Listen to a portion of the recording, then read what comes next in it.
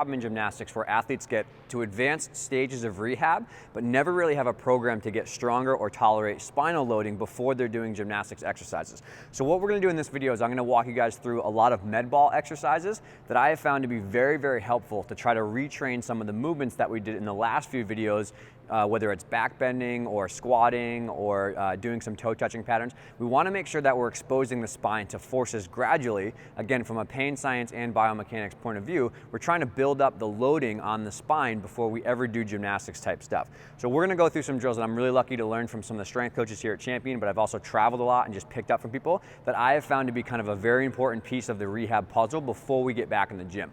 So what we're gonna do is start with just some backbending or some extension pattern type drills. So Jen's gonna kneel here.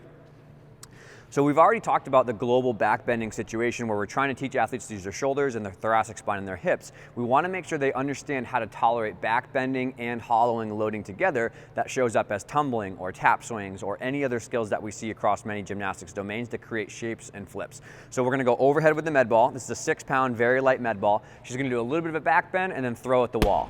Okay, so what we're trying to do here is we're trying to encourage tight arch, tight hollow. So we're starting to slowly expose the spine that maybe didn't tolerate extension force as well. We're trying to expose that spine to slow loading and arching and then hollowing. So one more.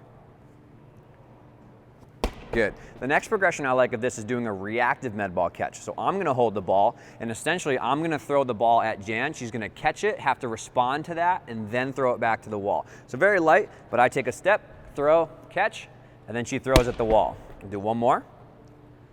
So tight arch, and then hollow. Okay, so again, now we're trying to think about what's gonna happen when the athlete suddenly gets an overextended force. Think about shoot over handstand. Think about hitting a little bit low on the table and having to arch hollow really quick. So that's the next version we like. Okay, so this is gonna happen over a couple week period. We're not gonna do these back to back to back, but maybe 2 weeks from now, we would progress to even more spine forces, which is gonna be involving a little bit of a standing position. So Jan's gonna stand up, she'll take a little step back.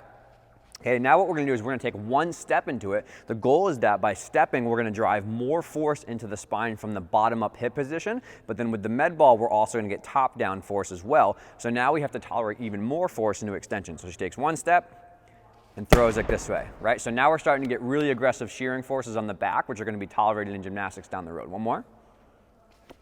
Okay, and then lastly, we're just gonna add a little bit more force by doing a little bit of a skip or a run into it to try to get really aggressive with our throw.